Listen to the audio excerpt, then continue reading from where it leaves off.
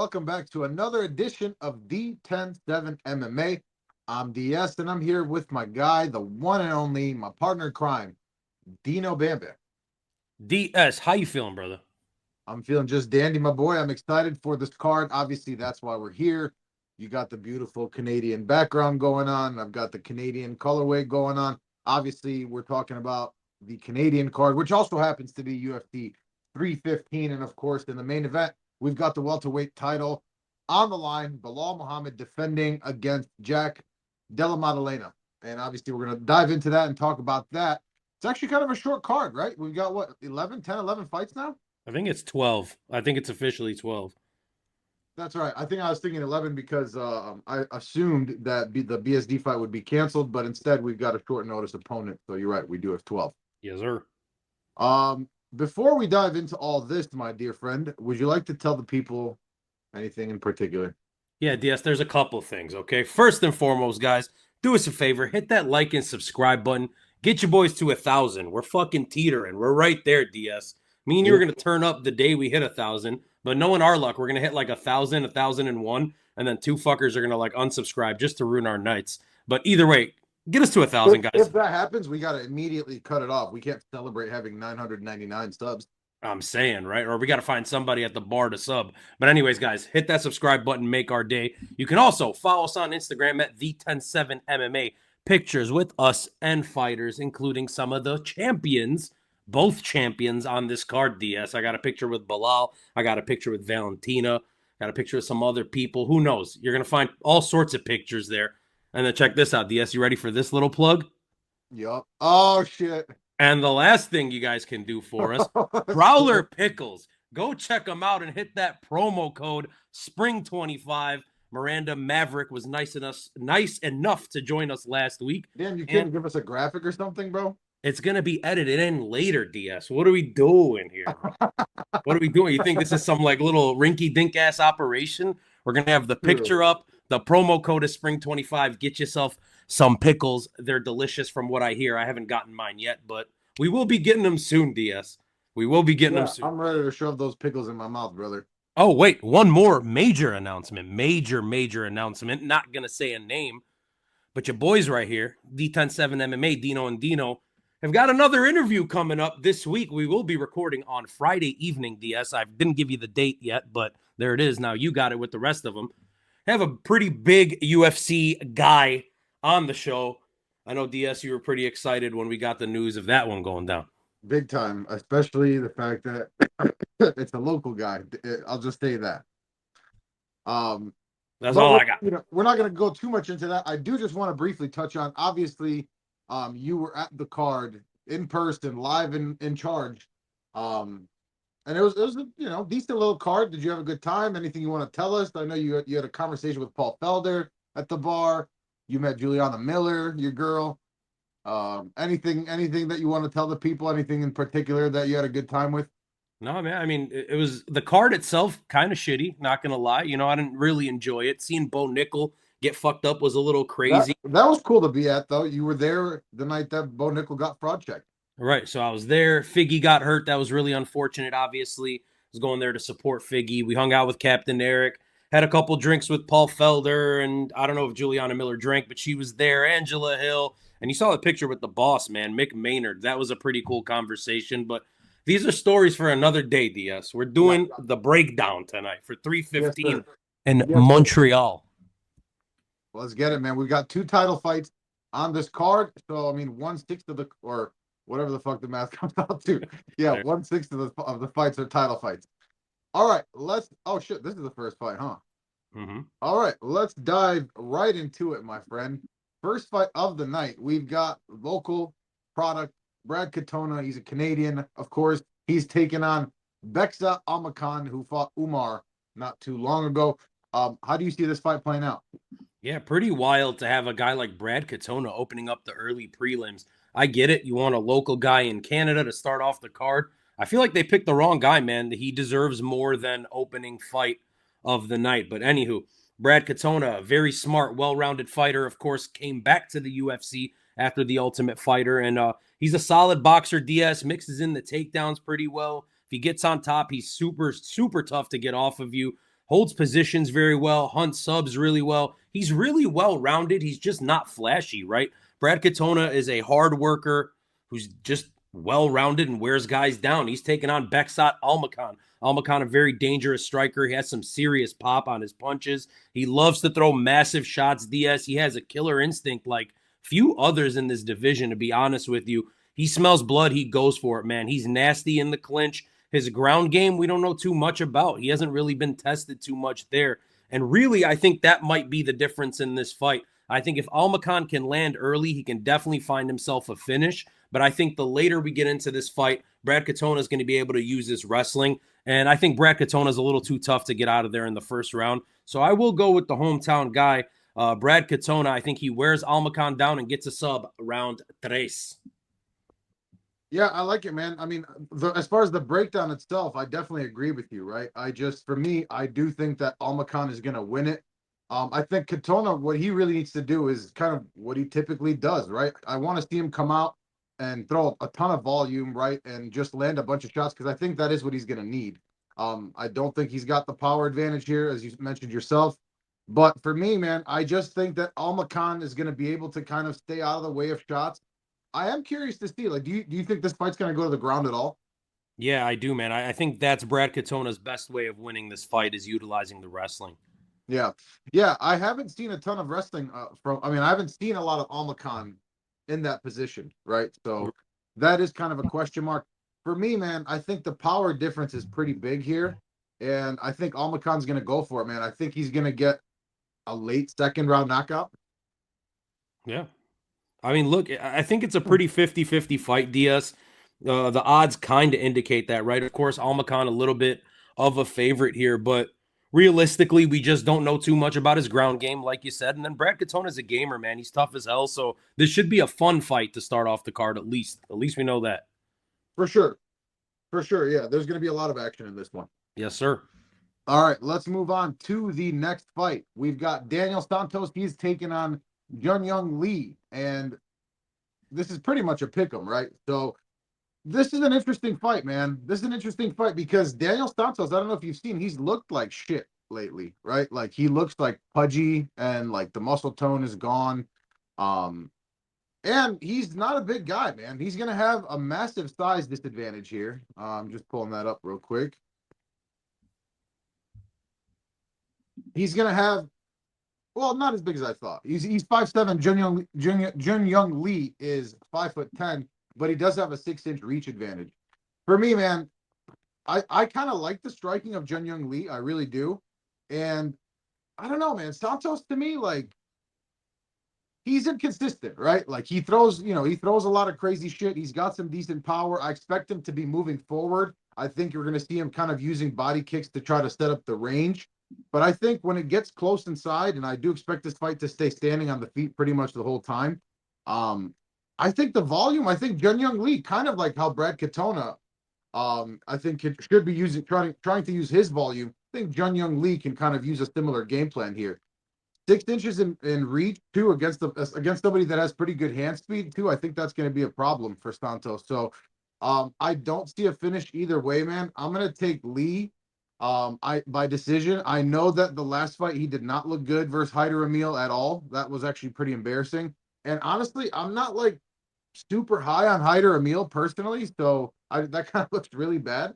I'm just kind of going to chalk that one up to as just a bad night at the office for Jeong Lee. So I see a pretty close fight here, man. I think there's a lot of 50-50 fights on this card, but give me Lee by decision.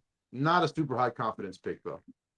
Yeah, look, DS, I think before that last fight happened with Jeong Lee and Hyder Emil, I would be definitely taking him in this one. But man, I don't know what the hell the game plan was there. He just came out against the guy in Hyder Emil and just decided that we're going to exchange in the pocket after getting wobbled and hurt already. He decided that that was the thing to do, is just be a tough guy and stand and trade bombs with this guy that is, for all intents and purposes, basically just a power puncher, right? I'm not trying to take anything away from Hyder Emil. The guy's undefeated. He's doing his thing. But, man, just a terrible game plan. And really, not to bring, like, culture and race into this, but Asian fighters generally known as, like, very high IQ fighters, especially Korean fighters, right? Trained by Korean Zombie. So it was really weird to see him come out there and just throw the game plan out the window. I didn't like that from him, but yeah, I mean, he's a sharp striker, man. He can grapple when needed. He is pretty well rounded. Daniel Santos, absolutely crazy, right? A wild man. He's got that shoot the box style. He's going to come out. He's going to swing. He's going to throw hard as shit. He might blow his wad. So we'll see what the hell happens, DS. I mean, it is a. What is that? Blow his wad? Yeah. Yeah. Hey, sometimes you got to blow your wad, brother. You know what I mean? Like, you got to do what you got to do. Right? Never late, early. Shout out B-Dog. Oh, my God. Never thought we would do that. Right there. There it is. So, yeah, look, it's a pick. I'm going to go with the shoot the box guy. Give me Willie Cat by knockout. Who the hell knows? This is not a fight that I would throw in any sort of parlay. I wouldn't even really bet this fight. What's the point? No, I wouldn't either for what it's worth. But, yeah, give me Willie Cat. I guess the over. I don't know. Both these guys are finishers, you know? I mean, they are, but I think, yeah, you're right. Yeah, this is probably a no bet here. Yep. All right, are you done? My bad. I'm done. Let's move on to the third fight of the night. We've got Marc-André Barriault, another Canadian, our second Canadian of the night. He's taking on Bruno Silva. How do you see this one going? Bruno Silva, not Canadian, for those that were wondering. Look, you never know with these Brazilians, though. Like, honestly, right? Especially with their names, dog. Anyways, Marc-André Barriault, the power bar, DS. Absolute grinder of a man, just constantly applying pressure, throws a ton of volume, wears his opponents down. He's not the most explosive guy, but he's tough as nails, right? That's his whole shtick. He's willing to take an ass whooping until he wears you down. Like, you beat my ass until you're tired. Now I'm going to turn the tables and beat your ass. He could take a shot. He can keep pushing. He's tough, man. I really like Marc-André Barriault. He's taking on Bruno Silva, an absolute knockout artist. Nasty power in his hands. Looks to end the fight very, very early. His striking is dangerous as hell, DS, but he has nothing in the ground game. Now, I don't expect that this fight is going to go to the ground. Both of these guys are strikers. They're going to want to stay on the feet. Especially, I feel like Barriault's going to want to get a knockout in front of his home crowd, knowing the kind of especially coming off two bad knockout losses himself recently. Exactly, right? So Silva's going to be dangerous, especially early on in this fight. If Barriault's able to weather that storm, that first round or so, I think his pressure, his durability is going to show in this fight, and he's going to break Bruno Silva down. Give me Marc-André Barriault by tough decision. Yeah, I agree with you, man. I agree with you. I'm definitely picking Barriault. To me, the biggest difference here is just like the mental side of things and just like the heart side of things. And also like Bruno Silva, there was a time when he had a very close fight with Alex Pereira, right? There was a time when he had a really nice knockout versus who was it that he knocked out like violently? Brad Tavares, unexpectedly, yeah. My boy. But dude, like since then he has looked progressively worse and worse. Like I don't know like what the hell happened to him. He just has looked like timid, has not been like willing to throw. He's dangerous as hell, but like has he been recently? Like, so that's the biggest difference for me is I think Marc-André Barriault is kind of the opposite. Like you said, he has every motivation to try to get the finish here, to get the win for sure. Both two dangerous strikers. I mean, Bruno still, I like his length. I think he's got, like I said, he's got all the tools, he's got power. I just don't think he's got the heart, or at least not as much heart and will to win, let's say, and motivation as Marc-André Barriault does here. So I'm going to take him by decision as well. One more thing to note, DS, about Bruno Silva. I mean, he started his UFC career 3-0, right? The first fight was against Wellington Turman, who I believe is no longer in the UFC. The second fight was against Andrew Sanchez, who I know is no longer in the UFC. And then that third win in a row was the Beverly Hills Ninja Jordan Wright, who, again, we know is not in the UFC, right? So he started 3-0. He then had that loss to Alex Pereira that you talked about.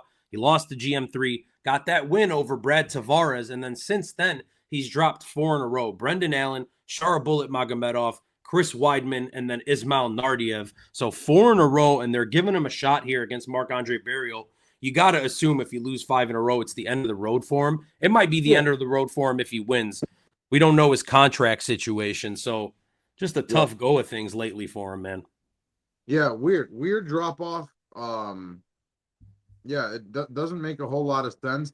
I mean, he's 35, right? But he's not like, even like 2 years ago, he wasn't looking good, right? So it's just an interesting trajectory that he's had. I don't know. I don't know if he was hurt or what happened there, but interesting to know. Yeah. All right, moving on to the next fight of the night, and we've got Navajo Stirling, no relation to Aljo, as you told me earlier. He's taking on Ivan Erslan, the Croat. I guess I will take this fight first. This is an interesting fight, man. This is an interesting fight. I kind of like both these guys. Ivan Erslan, to me, has a more well-rounded arsenal. We know that Navajo Stirling, very early on in his career, he's only 6-0, but obviously he's undefeated. He's got a lot of length. He's coming from a kickboxing background, right? So he's got a lot of length. He's got a big reach and height advantage here. He's got good power. But most of all, what I like is that he mixes things up. He changes levels. He'll work the body. And Erslan, while we did see him kind of take the later round in that split decision versus Yeong Cutelaba, which I did not expect to be that close. What was interesting to me is that Yeong gassed out, right? So I don't know if I see Navajo Stirling, even though he doesn't have a lot of MMA experience, I don't think I see him gassing out that quickly. I also think he's more live. He's just as live for a knockout as Yeong Cutelaba was, right?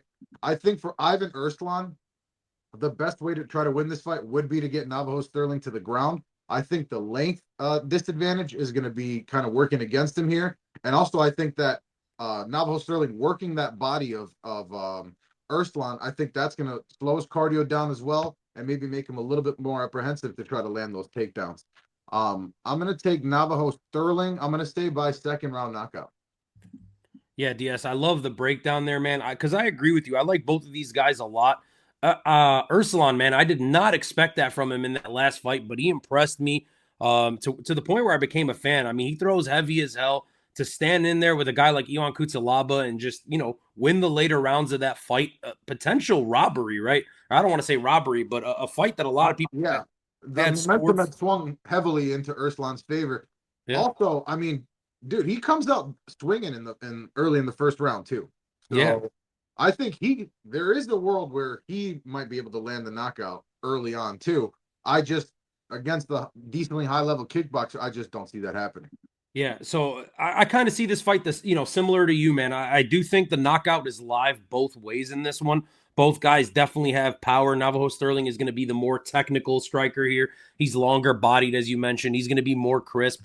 I think he's going to start frustrating Erslan, who now it feels like we know this guy's a fucking dog. He's going to go after it when he's down. So I think he's going to maybe lose that first round, start losing that second round and get kind of desperate, start throwing big shots, getting picked apart more, and then eventually get TKO'd. So I'm right with you, man. I'll say late round 2, early round 3. But I guess I'll just stick with DS here. Round 2 TKO for Navajo Stirling. But Erslan is live for what it's worth. Yeah, I agree with you for sure. I just think, the thing now, it's just, it's one of those things, like it comes a lot more naturally to somebody like Navajo Stirling, who is a legitimate kickboxer. I mean, he's a CKB guy, right? So he's been with Izzy and all those guys out there just training this shit. So he literally looks like them. Yeah, he fits in. He fits in for sure. All right, let's move on to the next fight, which is Modestas Bukauskas, and he is taking on Yeong Cutelaba, who we just talked about. How do you see this very fucking interesting ass fight going? Yeah, you mentioned 2 pretty funky ass names last time. These are 2 pretty funky ass names as well. Absolutely. Yeah, man. Modestas Bukauskas, the tall, rangy striker, kickboxing background, of course, uses his reach very well. He's got okay power, but really he's more of a technical big guy. He does have some finishing potential. He's really precise with his shots. His ground game, again, not something that we've seen a ton of. Would like to see more of that before I start really picking Modestas Bukauskas against high-level competition. But he is very damn good. He's taking on Yeong Cutelaba, just a powerhouse of a guy. Of course, he started with a wrestling base. Then he fell in love with his hands. But then we've seen him get knocked the fuck out a few times. He's aggressive as shit. I mean, he is the epitome of aggression. He is going to come out there aggressive as hell, swinging wild, look for the finish.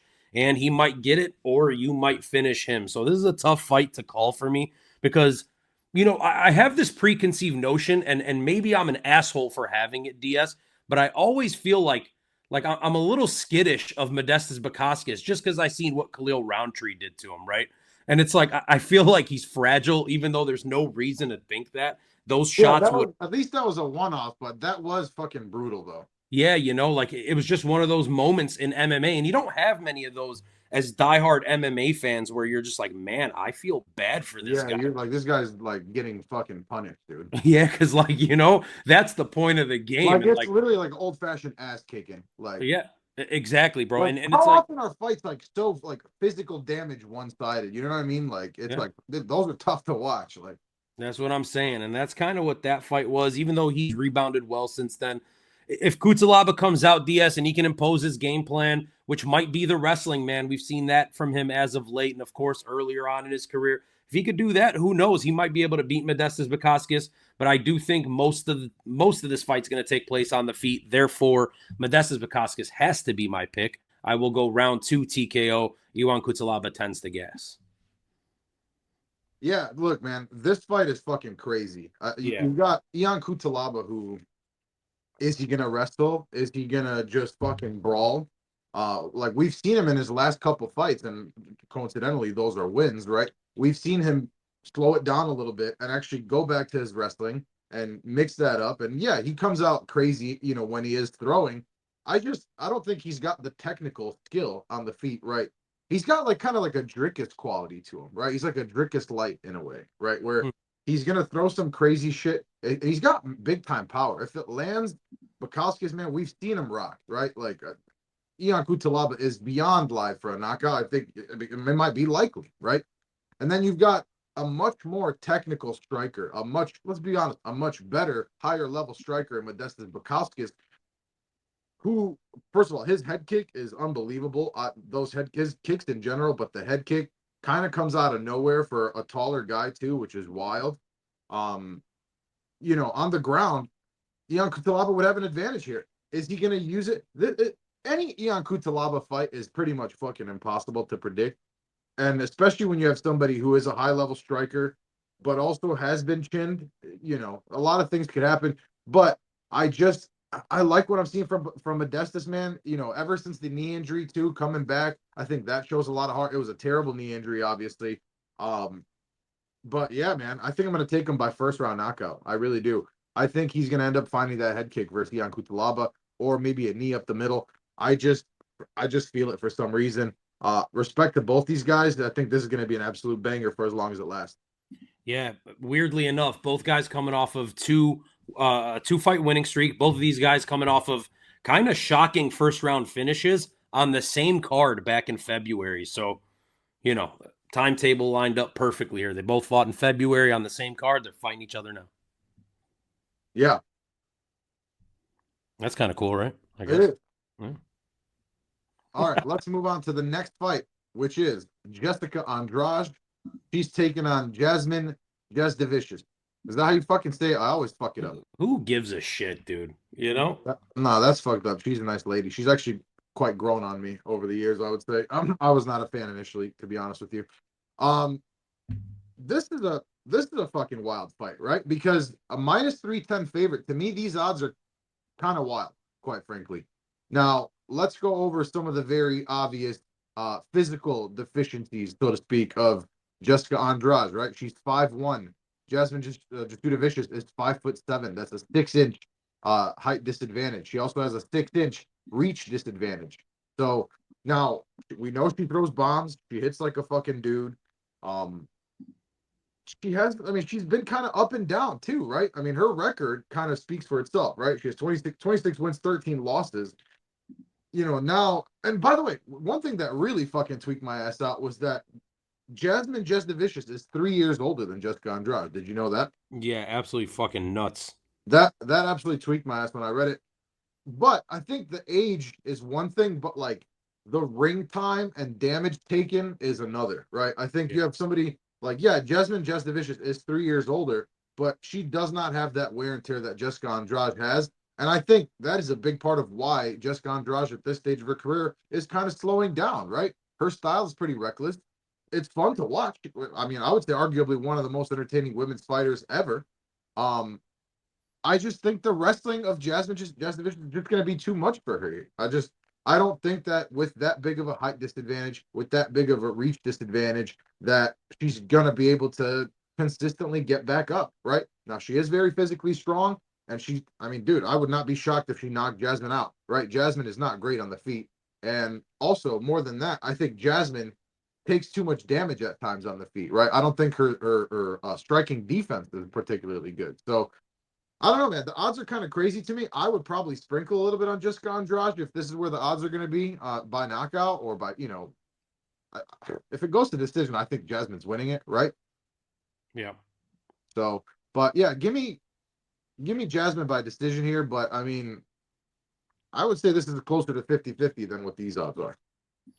Yeah, so the odds are pretty wild, DS. And what you were referring to is like more mileage on Jessica Andrade, right? So, shout out Davey, by the way, who I went to Iowa with this weekend. Got himself like a 2015 Volvo with like 12,000 miles on it. But the shit drives like fucking butter. So it's like, would you rather have like an older car that's, like an older car that hasn't been used very much, or would you rather have a newer car that's been driven to shit, right? So it's something like along those lines. Yeah.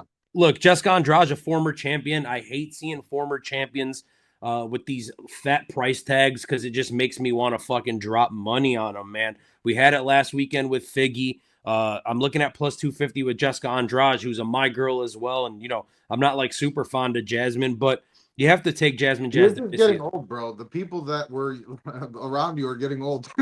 That's what it is, man. So look, Jessica Andrade, she's a little tank DS, but she's not the same Jessica Andrade as before. Jasmine Jasudavicius is hungry as hell. She's going to be fighting in front of that home crowd, and I am taking her by decision as well. One thing I will say, though, Jasmine Jasudavicius and Mike Malott, who we're about to see in the next fight, a little bit of foreshadowing, they give me like fucking Canadian Patty Pimblett, Molly McCann vibes. Oh, my God. But the funny thing... Oh, my God, dude. But here's the weirdest thing about it, right? That's so good. Jasmine is the legit one. She's Patty. And Mike Malott turned out to be Meatball Molly. Shout out Meatball Molly. Congrats on the retirement. But yeah. Yeah, 100%. Jasmine Jasudavicius by decision, or should I say Patty the baddie, Yep. By the way, if you told me this fight was happening like 2 years ago, even, I would tell you you're fucking crazy for picking Jasmine here. Yeah. All right, let's move on to the next fight. And are we into the main card now? No. Yeah. Meatball Mike Malott. You feel me? Yep. Literally. And he's taking on Charles Radtke, aka Chuck Buffalo, baby. Chuck Buff, baby. Shout out. I believe he's from Illinois, so shout out Belal. Shout out Chuck Buffalo, baby. Hey, look, DS, this fight's turning into like the fans' main event with all the shit talking going on, right? Charles Radtke, of course, known to talk shit. Mike Malott, very fucking Canadian, a guy that... feel like you would get along, like if you saw Chuck Radtke out, do you think like you'd be more likely to fight him, or if you didn't know who he was, like to get into a fight with him, or like be cool with him? I feel like that's the guy, like... Yeah, I wouldn't mesh well with him. I don't think you would either. I don't think we would, yeah. Yeah, he's just like too in your fucking face, but I like it for this sport. I like it. I love it. And I like him. Like, I think he's great. I just feel like if on a night of drinking, he's the kind of guy where like, you're like, oh, fuck, man, this guy's a loose cannon. I'm not trying to deal with that shit right now. Right, so there it is. So look, man, they're talking shit, right? Charles Radtke always talks shit. Mike Malott, as I just mentioned, super goddamn Canadian. He's kind of like some of those British fighters that never come to America, right? I know Lerone Murphy just fought here, but Lerone Murphy, fucking, what's his face? Nathaniel Wood. He's like one of those guys. Like, he doesn't leave Canada. Which is Charles Radtke. Like, bro, we're right here. I'm saying Charles Radtke, DS, very goddamn American. And he's pissed off at Canada for the whole situation in the hockey thing where they were booing our national anthem. So he's like, now I'm coming to Canada. I'm fighting this super Canadian ass guy. And somebody's got to fucking pay for what you guys did. And unfortunately for you guys, it's going to be Mike Malott. So a lot of shit talking going on in this one. Look, Mike Malott kind of fraud checked a couple fights ago, right? That Neil Magny fight, man, that was like a crazy moment to me. I did not think that was going to be the guy to fraud check Mike Malott, but there it was. Otherwise, I mean, you look at the tape, he's pretty clean. He's well-rounded. He's a smart fighter. Good hands, good grappling, good everything, really. He's very solid everywhere. but it's hard to get that image of Neil Magny in his golden years just whooping his ass.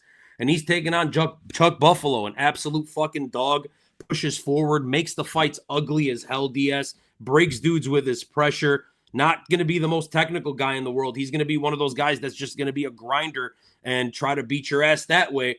The impressive thing with Charles Radtke, like, yes, he's 3-1 in the UFC. His only loss came to Carlos Prates. That has aged. I would say that's aged pretty nicely. That's aged amazingly well, right? Especially, I know we just saw him kind of get his ass beat by Ian Gary, but like, damn, it doesn't get better than that, really. Look, I think Mike Malott might land some shots early, DS. I mean, he's the more technical fighter, but I don't think he's going to break the will of Charles Radtke at all. And I think that's what this fight's going to boil down to. It's going to be who's able to impose their will and break the other person. And if I think one of these two dudes is going to break, it ain't going to be fucking Chuck Buffalo. It's going to be the fucking Canadian guy. That's how I feel about it. So give me Chuck Buffalo for the sake of America at plus 142. By knockout. By knockout. I love it, man. I love it. Look, everything that you said, I agree with, right? And you know how I feel about fighters who, and look, bro, this is me sitting on my ass here talking, right? But say it with your chest, dog. Say it with your chest. You know how I feel about fighters that quit, right?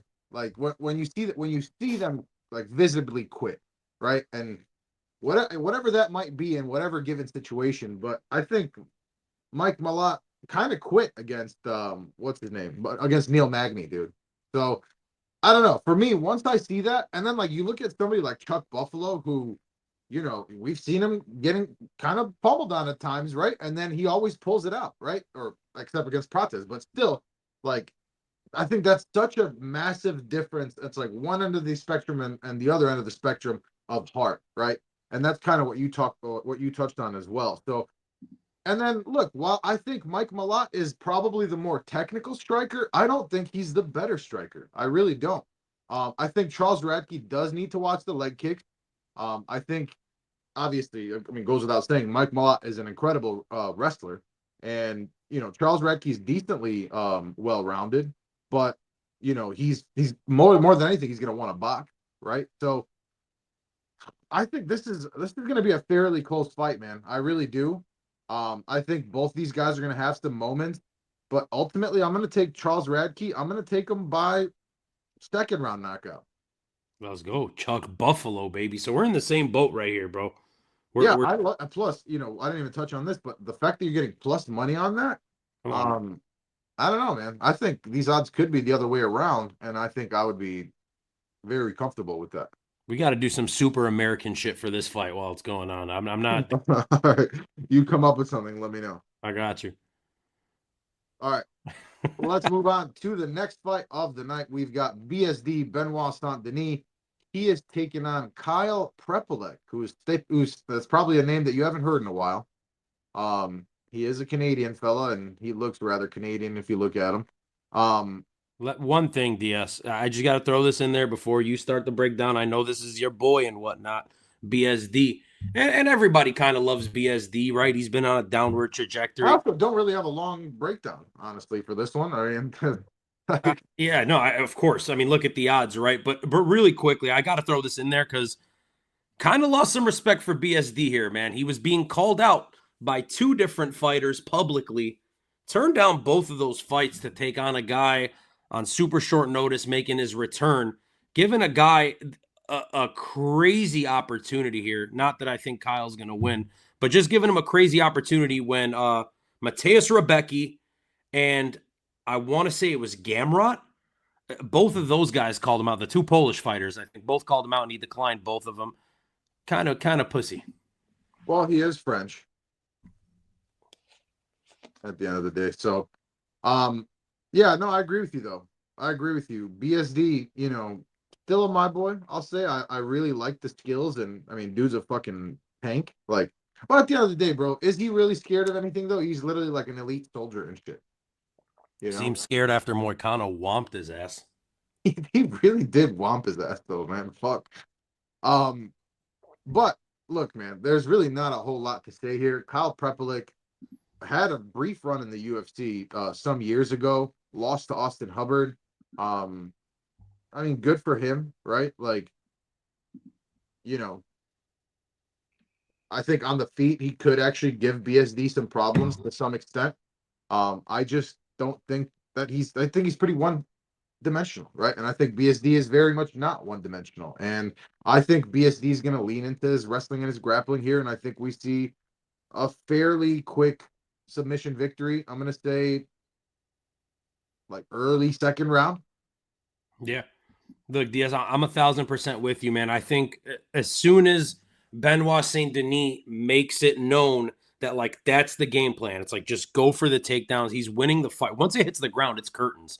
So, you know, and not to shit on Kyle, he's a good striker, and you know, yes, he might be more technical than BSD, but Benoît Saint Denis is just gonna walk through that shit. I don't think he has the power to make BSD like hesitant. He's going to get in there. He's going to get a hold of him. Once he gets him wrapped up, it gets to the ground. It's curtains.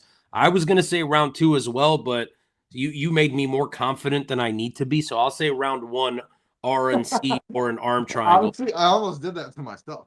Yeah, you know, like it is what it is. This is Benoît Saint Denis all day. Maybe worth a sprinkle. Maybe worth a sprinkle. He might just be done. If you're going to sprinkle first round knockout, like at that point. I Right. guess at plus 675, you probably don't need to, honestly. Those are fucking crazy odds. We're gonna talk to Harry from Pro Schmo Bets about it tomorrow. So that guys. Ooh, absolutely. Looking forward to that. All right, man. Let's move on to the next fight, and boy, it's a doozy.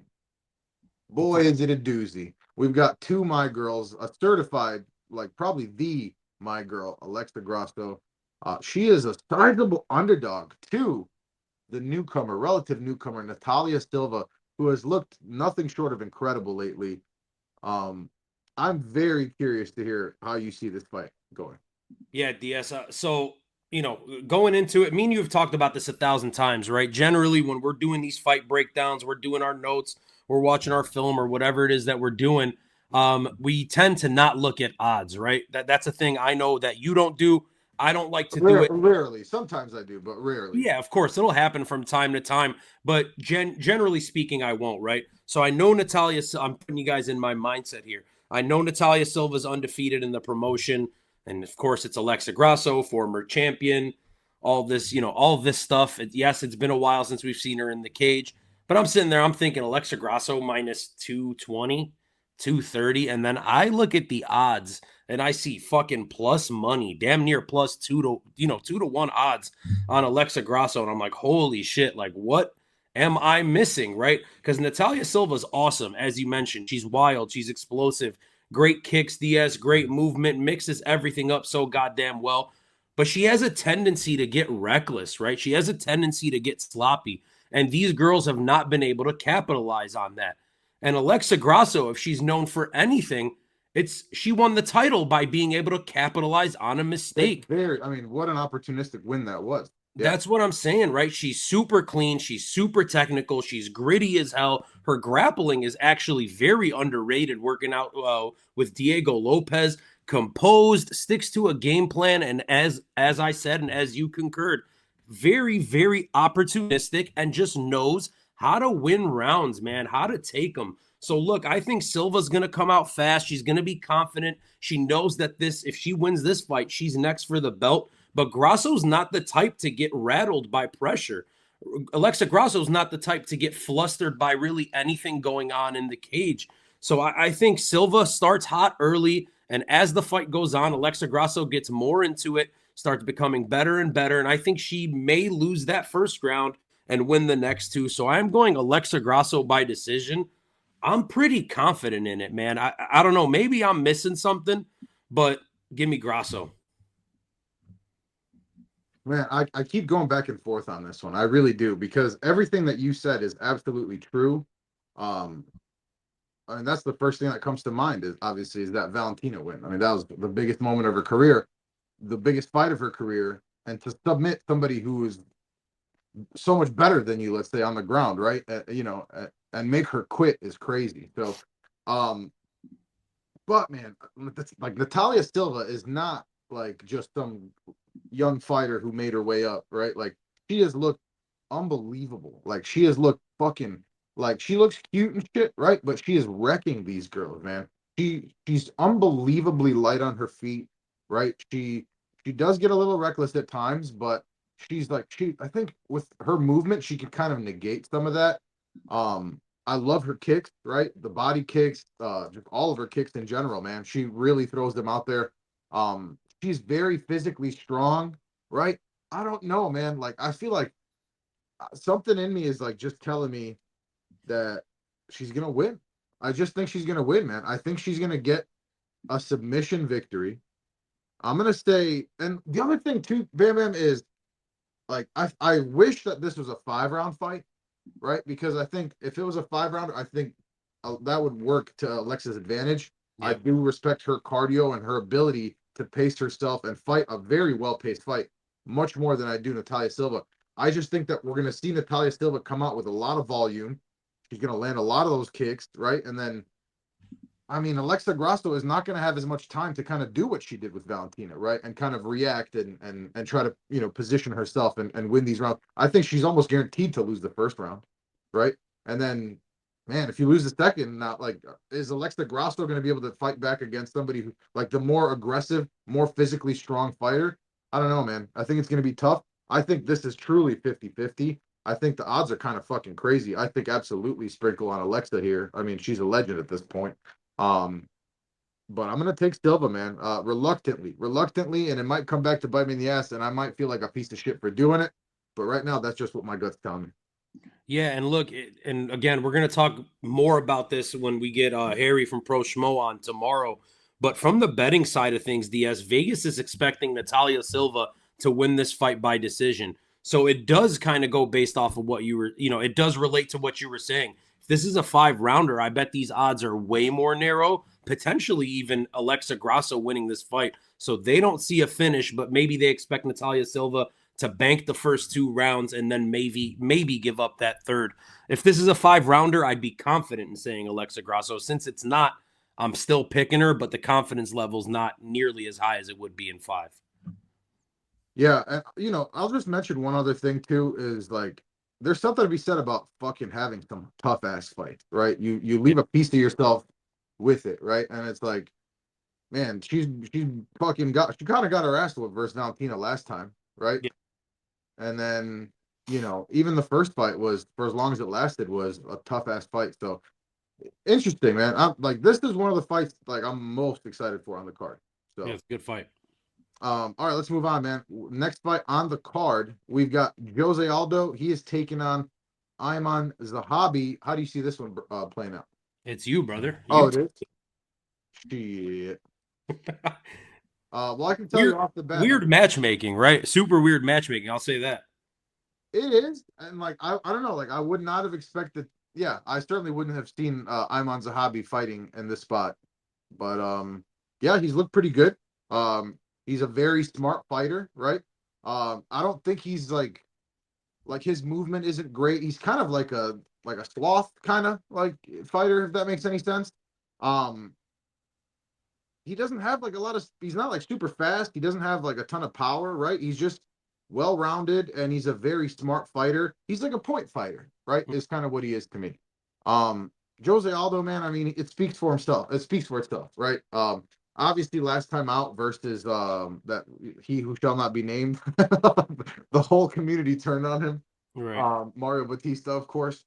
So really, that's like the only way to beat Jose Aldo recently. It seems is just to hold him against the cage, right? So I don't think that Aiemann Zahabi is strong enough or athletic enough to kind of do that to Jose Aldo. I don't really think that that's what he would want to do, anyways, right?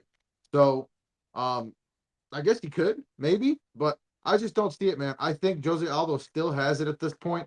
I think that we maybe see Zahabi win the first round, and then after that, I think we see Jose Aldo pick up the pace, start landing some nice shots, landing the bigger shots. I think Jose Aldo might have the power advantage here, personally. Yeah. Um, I'm gonna take him. I'm gonna stay by decision. I don't really see a finish here, but yeah, I'm fairly confident in that one. You're taking Aldo by decision? Yeah, Yeah. Look, DS, couple things, man. First and foremost, Aiemann Zahabi. Not a guy that I ever thought very highly of, but holy moly, that last fucking fight, dude. He looked phenomenal. He looked really absolutely phenomenal against Pedro Munoz. Very impressive performance from him. And I think that's the reason he's kind of getting this push up, right? He looked great in that Well, fight. he also beat one of the Basharat brothers too, which Yeah, right before that, So look, man, Jose Aldo, those are two strong wins, man. Sorry. very. Jose Aldo, you kind of said it, right? Holding him up against the cage, right? That's what who shall not be named did. And then, of course, that's what the champ, Merab Dvalishvili, did. And that's kind of been the recipe of beating Jose Aldo. Now, again, Aiemann Zahabi, I don't expect him to do that. I expect him to be that point fighter that you were kind of indicating he will be. So I think this fight does take place on the feet. I think he might even try to get those takedowns against Aldo. But Jose Aldo, throughout his entire career, notoriously tough to take down. Even Merab was not able to take him down. He was able to do a lot of cage work, right? So I don't know that that's going to work. So I think it does take place in the center of the octagon.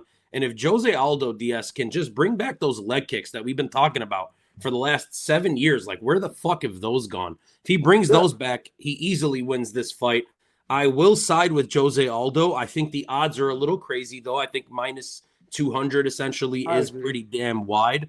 But I think that's really just the community seeing Jose Aldo and the favoritism kind of pushing that up maybe 30 points or so, right? I think this should be more along the lines of like 150, 160 for Jose Aldo.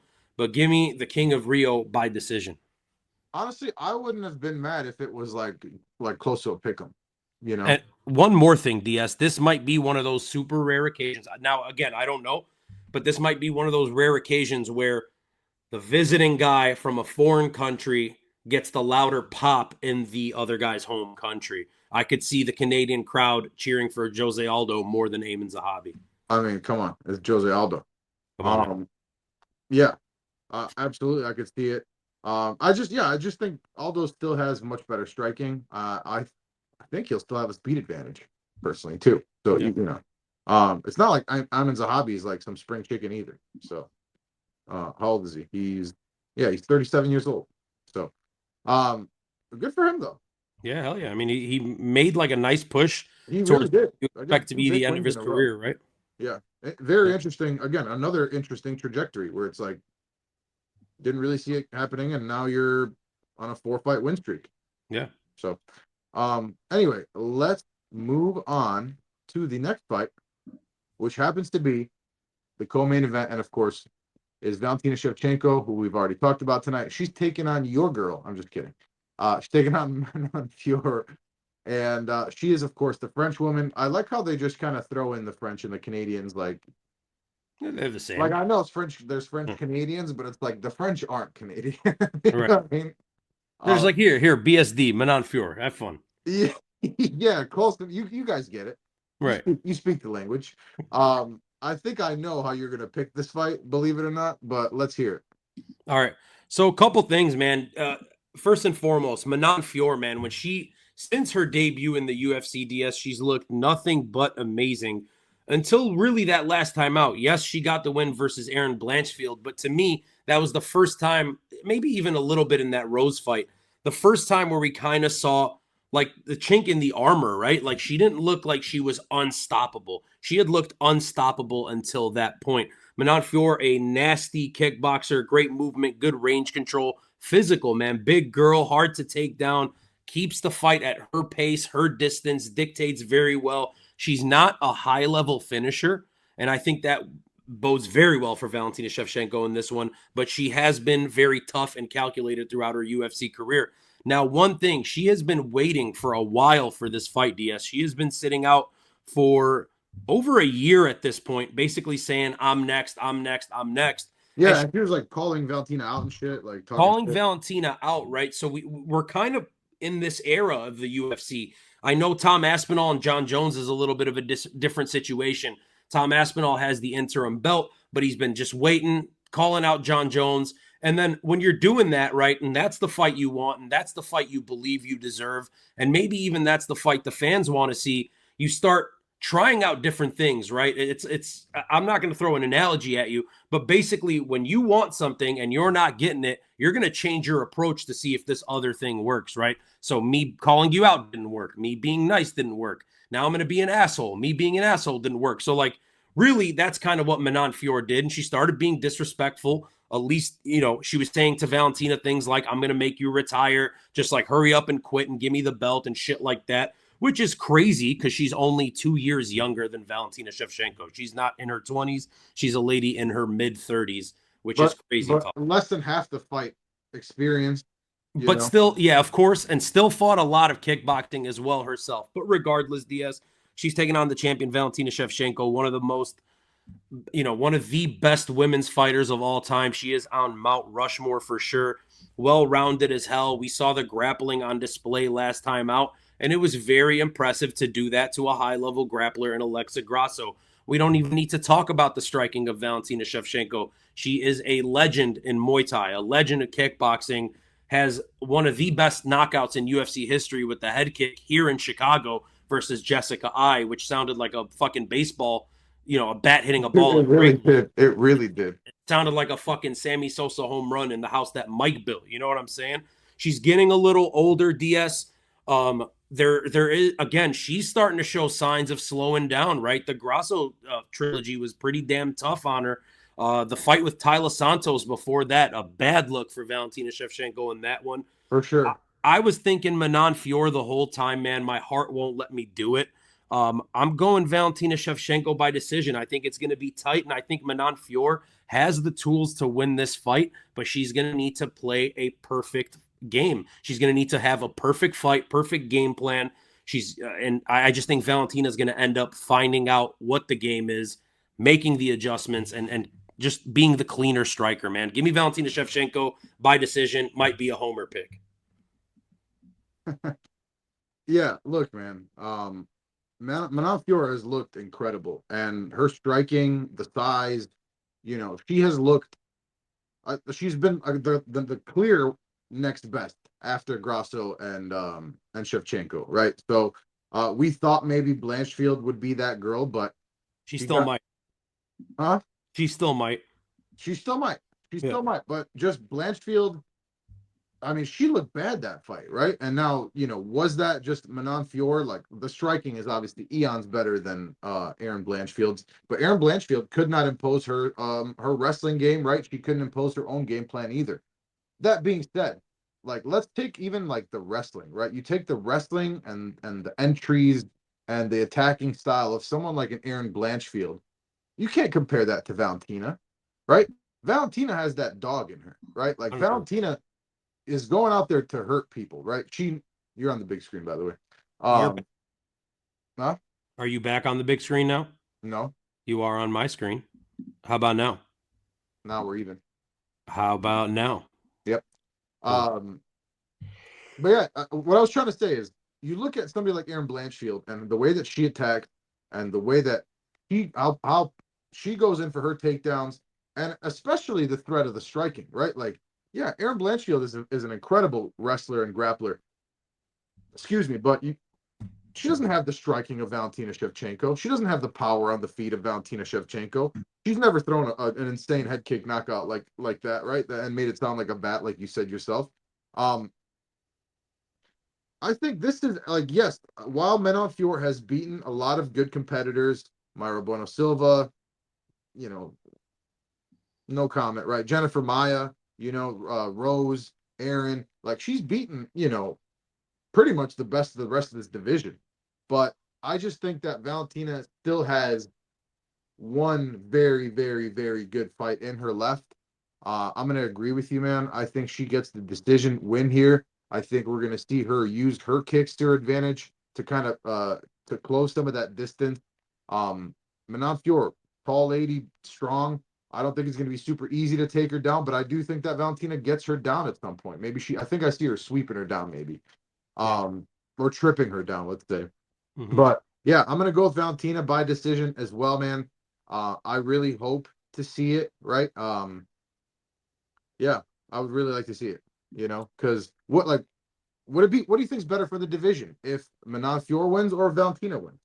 So to me, it's Valentina Shevchenko, and really for one reason only, man. I think as MMA fans in this weird time that we're in, I think we really fucking deserve a super We need our fight. stars, right? And she's one of the few GOAT stars left who's still performing at a high level.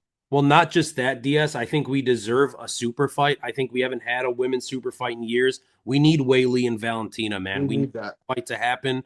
That would fucking be like a generational women's MMA fight. It'd be massive for the sport. It'd be massive for the league. It'd be massive for both of these ladies' legacies. So I would hope that Valentina Shevchenko wins this. I would hope if Weili defends in the meantime, she wins one more.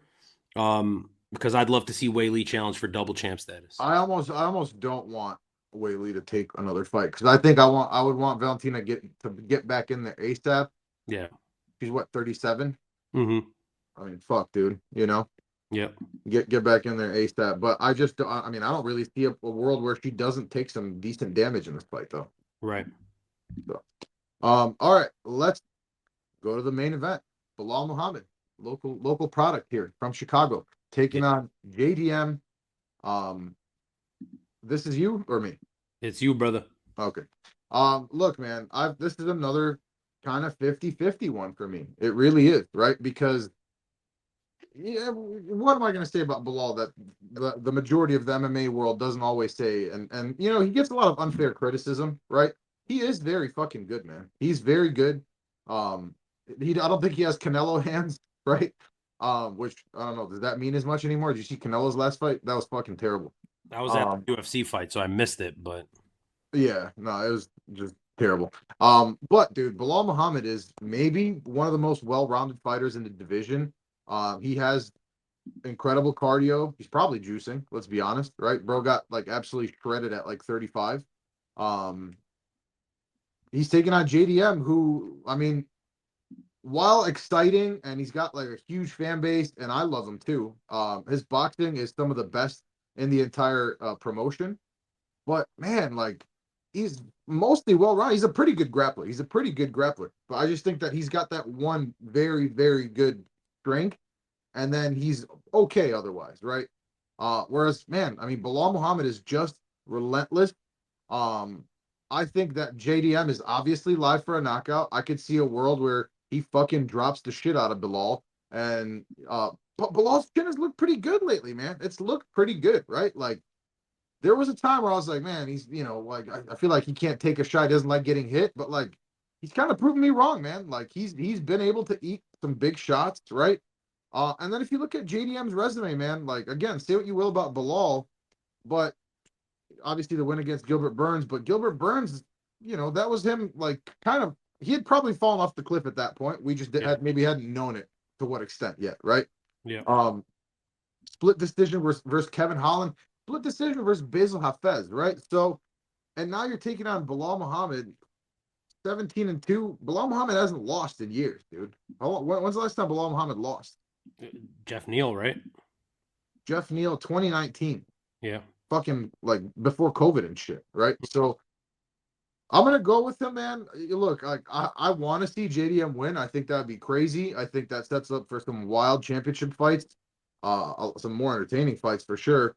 But I think we're gonna see Belal kind of, do enough on the feet and use the striking to set up the grappling. And I think we're gonna see him take JDM down a few times and just kind of grind out a fucking decision win.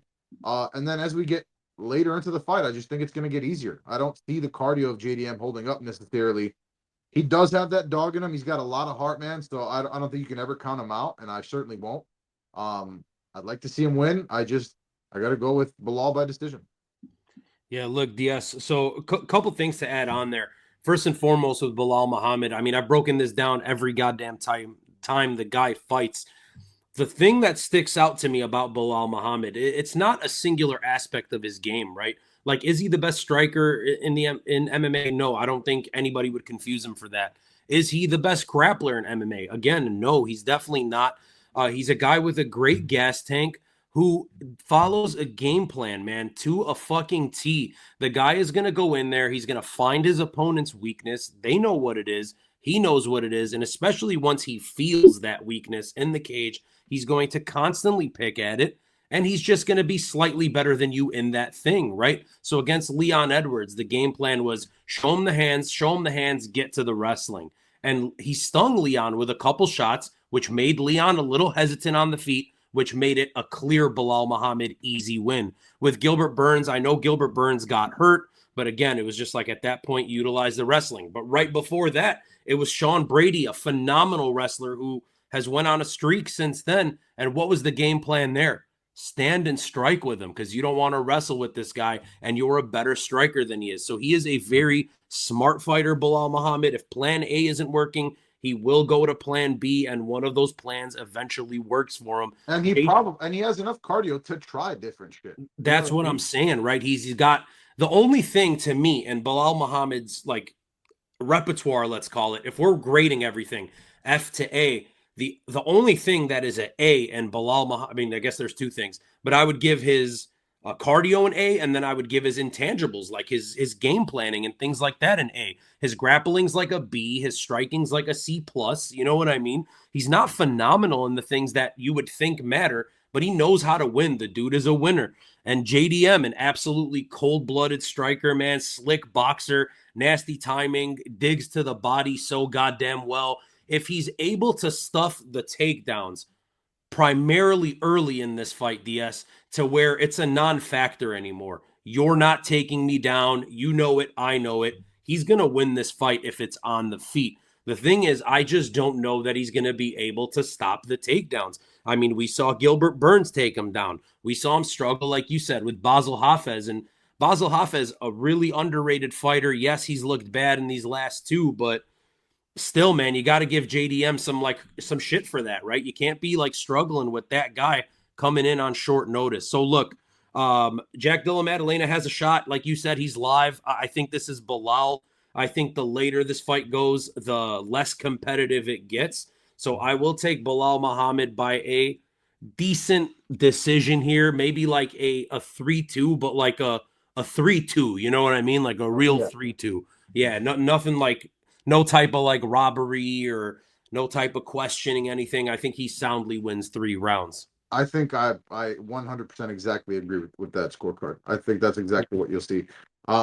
One thing that I think is worth at least mentioning is towards the end of that Leon fight, Belal did kind of get his foot off the gas a little bit and did start kind of eating some shots. Was maybe even wobbled for a little bit by Leon. I think it was by some elbows. Oh, dude, right? he was hurt bad at the end of that fight. Yeah, busted open, and in if there was 30 more seconds, Leon probably gets a finish. Right. So, and I think, Leon is so interesting too, man, because you think about it, it's like, to me, like now the headshot boom, right? That epic ass moment. I think it really was just a perfectly timed last ditch effort, right? Yeah. You know, and I'm not, I can't, nobody, God forbid, I try to take that away from him, but it's like, because like he has not had that dog in him since, right? Like he's never had that dog in him. So he never has. Like, yeah, he went on a nice win streak, and it's funny. These guys have a lot of similarities in some ways, right? So, yeah. So I think that's worth mentioning. I think JDM has way better as far as like power and the hands. I think I trust his power a lot more than Leon, to be honest with you, for one-shot power. So. Look, I mean, it's very possible, but I think you can't really bank on that, right? So yeah, I mean, you got to go based off what you've seen, and it's in the last couple of years.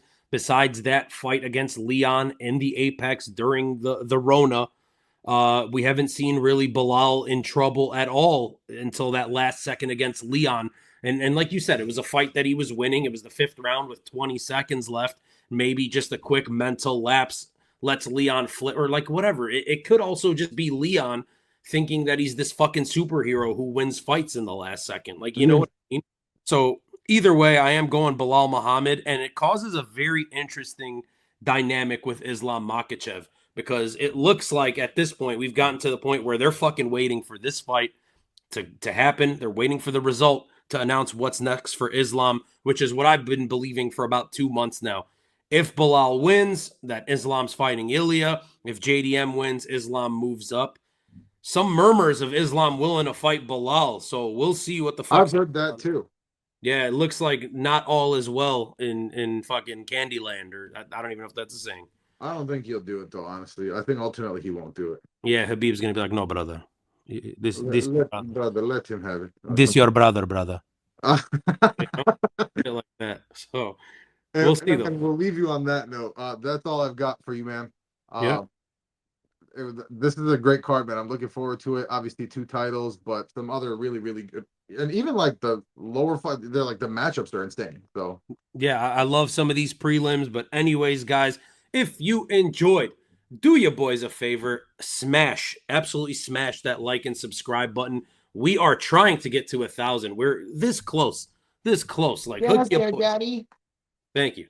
Hit the like and subscribe button. Also follow us on Instagram at D107MMA. By the way, if you guys press the subscribe button, you're going to see tomorrow we're dropping a video with Harry from Pro Schmo Bets, our boy. You guys seem to enjoy that last time out, so he is back. And then also, hey, check out Prowler Pickles, code SPRING25. Let them know D107MMA sent you. DS, anything else to say, my boy? No, sir. All right, guys. That right there is DS. I got it right this time. I'm your boy, Dino Bam Bam. This was D107 MMA. Thank you guys so much for watching. Peace.